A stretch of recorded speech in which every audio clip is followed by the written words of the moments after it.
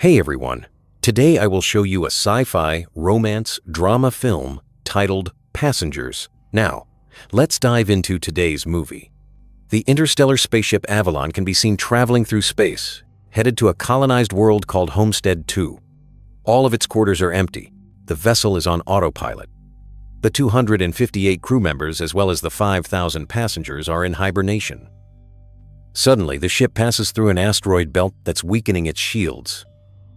Power is diverted to the main shield, but the ship is on a collision course with a giant asteroid. Suddenly, the asteroid collides with the ship, causing various malfunctions. The ship begins self-reparations, but one of the hibernation pods activates. The passenger awakened is Jim Preston, a mechanical engineer. His pod opens and an automated system helps with his awakening, telling him that he spent 120 years in suspended animation and that the ship is only 4 months away from Homestead 2. He's told that he will be able to spend that time enjoying the luxurious aspects of the ship. Jim receives instructions about his ID band, his cabin, and the primary activities he's to take part of prior to the arrival on the planet. Excited and nervous to meet the people on the ship, he gets ready, leaves his cabin, and walks into an automated class mat for an entire learning group.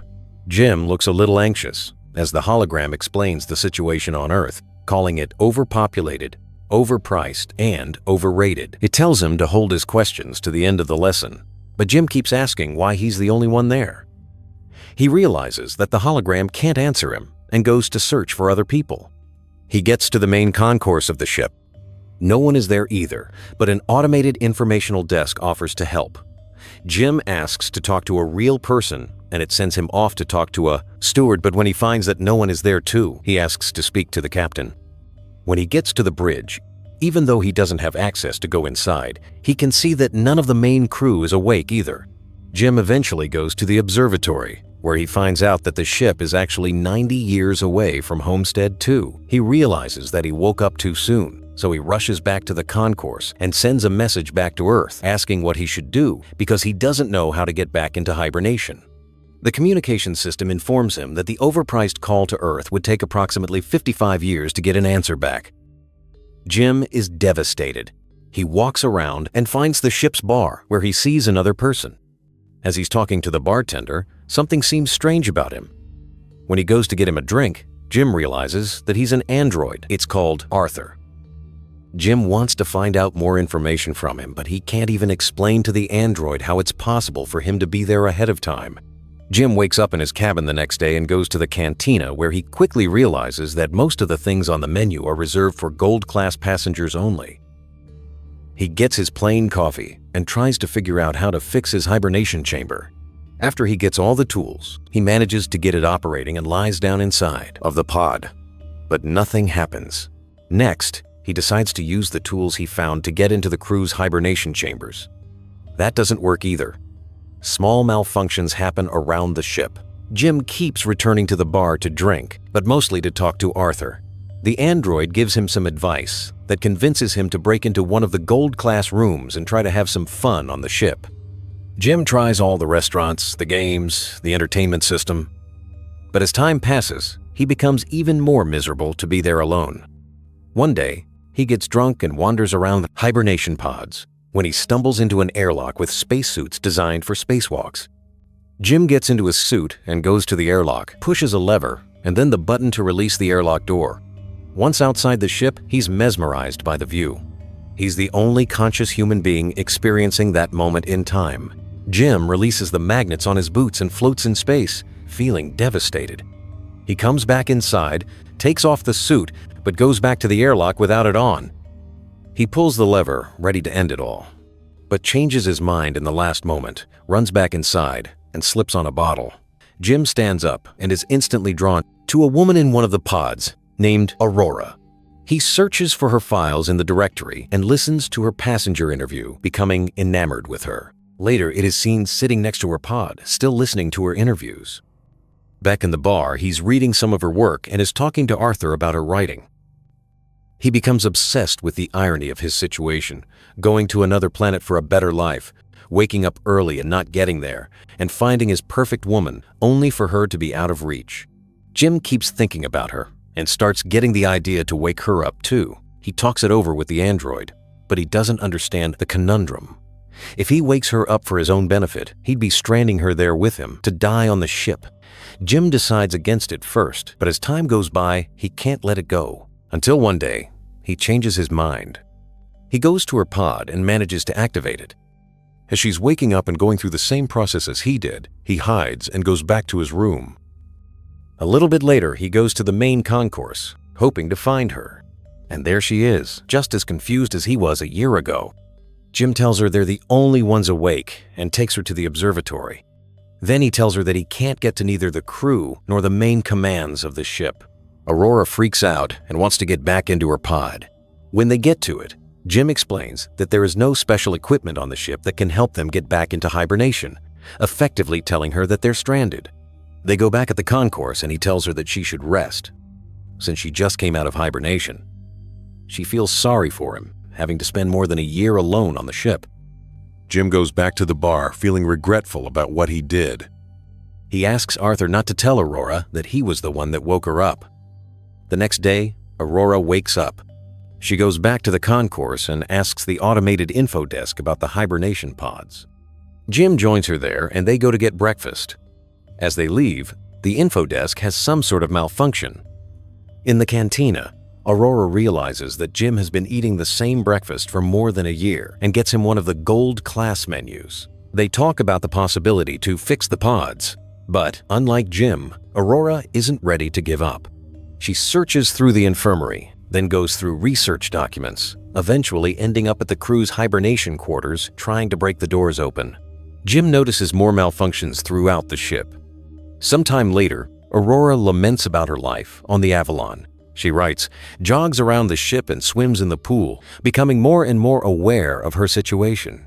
She goes to the cantina to interview Jim, thinking that his story might be interesting. She asks why he immigrated to the colony. Jim answers with slogans from the company first, but then further explains that he hopes that on the new world he could be somebody. He could build a life. Later, they end up in the observatory, and Aurora finally shares her reason to be there. Unlike the other passengers on the ship, she has a round-trip ticket. Her idea was to go to Homestead 2, live there for a year and come back to Earth to become the first journalist that has ever done that, writing the greatest story that ever was. Aurora slowly gives up on finding a way to fix their current predicament, and Jim figures out a way to cheer her up. He takes her dancing, to the cinema, and to the basketball court. Lastly, he takes her to the bar to meet Arthur. She relaxes for a bit until she remembers their situation. Jim is left alone with the android, feeling awful about what he's done to her. The next moment, he's seen tinkering with something, and the other Aurora walks into the observatory to find a miniature of the Chrysler building he made for her. Sometime later, they go on a date at the bar. They have diner and share stories about their lives. She tells him that her father died when she was a teenager. After the dinner, Jim takes Aurora to the airlock and they get into the spacesuits. They go out for a spacewalk together. Jim finally has someone to share that magnificent experience with. Jim switches off the magnets on their boots and they float together in space. They come back inside and immediately kiss, retreat to his cabin and sleep together. Soon after, they start living like a couple. Aurora moves into his cabin and writes about her life on the ship. They jog together, eat together, sleep together. Jim explores the ship further and finds the hydroponics bay. He brings Aurora flowers. One day the ship passes by a red giant and they go to the observatory to see it. It's Aurora's birthday, so later that night they celebrate it in one of the many restaurants on the ship, and then the bar. Jim goes to the washroom and prepares the ring he made for Aurora, while she stays in the bar chatting with Arthur. The android tells Aurora that Jim woke her up intentionally, unaware that he was still to keep that a secret. Suddenly, Jim comes back and she confronts him in absolute disbelief. She runs away furious and panicked. Jim comes back to his cabin to find all her things gone. He runs into her in the canteen of the next day, but the moment he speaks, she runs away. Aurora is desperate. One night, she goes over to Jim's cabin, punching and kicking him, wanting to kill him. Talking to her over the comm because she keeps avoiding him, Jim tries to apologize and explain his actions to her. He tells her he fell in love with her, but Aurora doesn't care. She can't forgive him for taking her life. One night, as Jim is in his cabin, another malfunction happens. The ship faces a critical error, and the main command shuts down. Later, he walks into the elevator and it malfunctions. Aurora walks into the main concourse and sees that Jim has planted a tree there. Then, she goes to the cantina, where the food dispensary is also malfunctioning. Suddenly, both of them hear the voice of the deck chief over the comms, asking who planted the tree. They both run into the concourse and see Gus Mancuso standing in front of Jim's tree. They introduce themselves and tell the chief about the situation. He doesn't understand how 3 pods could fail. Mancuso takes them to the bridge and he discovers that there is something wrong with the ship, but the information on the systems has to be checked manually. When they leave the bridge, a robot almost falls on their heads, and the two of them tell Mancuso that malfunctions have been happening all over the ship more frequently. He says that shouldn't happen, as he shows them how to collect the data. Mancuso checks on the pods when Jim joins him there. He's figured out what happened with Aurora's pod. The deck chief finds what Jim did to be terrible. Later, he's at the bridge checking the collected data when Aurora joins him. They talk about what happened with her pod, but he tells her that he can't do anything about it. Jim walks in with the 16th broken robot. Mancuso feels the hibernation sickness, so he goes to rest, but as he walks out, he coughs out blood. That night, Aurora can't sleep, so she goes for a swim. Suddenly, there's gravity loss throughout the ship, and she starts drowning as the water from the pool moves with her. The gravity drive resets, and she barely makes it out alive. They both run into each other going to find Mancuso. The 3 of them are back at the bridge, slowly discovering what has been going on with the ship. Mancuso figures out that something happened 2 years ago, taking out a major system. They need to find and fix what has caused the failure, because the entire ship is trying to pick up the slack. If they don't fix it, the entire vessel will be stranded. They go to find the problem, but Mancuso faints, so Jim and Aurora take him to the infirmary. He's dying, and there are no treatments that can stop it or prolong the time he has left. Sometime later, the 3 of them meet in the observatory, and Mancuso gives Jim his ID bracelet, tells them to fix the ship, and immediately perishes. Suddenly, the lights change to an alarming red and the ship starts shaking. Jim tells Aurora that he needs her help, and they run toward engineering. But there's another failure in the gravity drive, and immediately another one that afflicts Arthur as well. Jim deactivates him. They finally arrive in engineering and start looking for the problem. They find it in the power plant, and as they open the hatch, Aurora gets sucked in. The asteroid has caused a breach in the hull in that area. Jim gets sucked in too, but he holds on to the hatch as it keeps closing on him.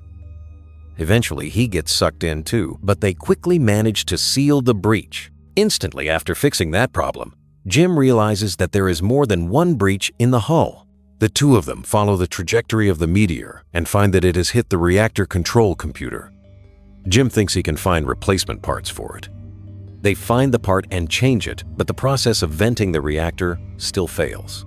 They do it manually, but it fails again. Jim figures out that he needs to open the vent door from outside of the ship so they can cool the reactor down. Both of them go to the airlock, and as he's getting ready to go out, he gives Aurora Mancuso's bracelet because he might not come back. She helps him with the suit, and as he walks into the airlock, she tells him to come back because she can't live on the ship without him. Aurora goes back to the reactor, where the temperature has hit critical heights. A bolt from the reactor propels into her arm, as Jim is getting closer to the vent from the outside and sees the door. The temperature rises in the reactor room while he is trying to bypass the vent door to open it. He soon realizes that he'll have to manually hold the door open so the reactor can vent, and he tells Aurora. She doesn't like the plan, but he goes ahead with it and tells her to vent the reactor. She doesn't want him to die, and they argue, but he tells her that they have to save the other people, and she vents the reactor. The process is successful, but the fumes from the reactor push Jim away and break his tether. The pressure in his suit is dropping too. He tells Aurora what happened, and she moves as fast as she can to get to another suit and bring him in. He apologizes to her again. She puts on a suit and flies out to get him, but her tether is too short. She's pulled back, but suddenly grabs onto his tether and manages to pull him in. Aurora drags Jim into the infirmary, only to find out that he's already dead. She uses Mancuso's bracelet to override the medical protocols and to resuscitate him. The medical pod does the work automatically and revives Jim. Aurora forgives him. Later, Aurora fixes Arthur and they give Mancuso a proper space burial. Jim takes her to the infirmary and tells her that he's found a way to use the medical pod as a hibernation one. He tells her to get inside the pod and ride out the rest of the journey in there. But, as is later revealed, she declines and decides to stay with him, awake on the ship. Jim finally proposes to her, and they live out their lives on the ship. 88 years later, the Avalon arrives on Homestead 2. The crew wakes up and finds the ship in a very unexpected state. Aurora leaves them a message, retelling the story of the life her and Jim had on the ship while the rest were sleeping. Thanks for watching.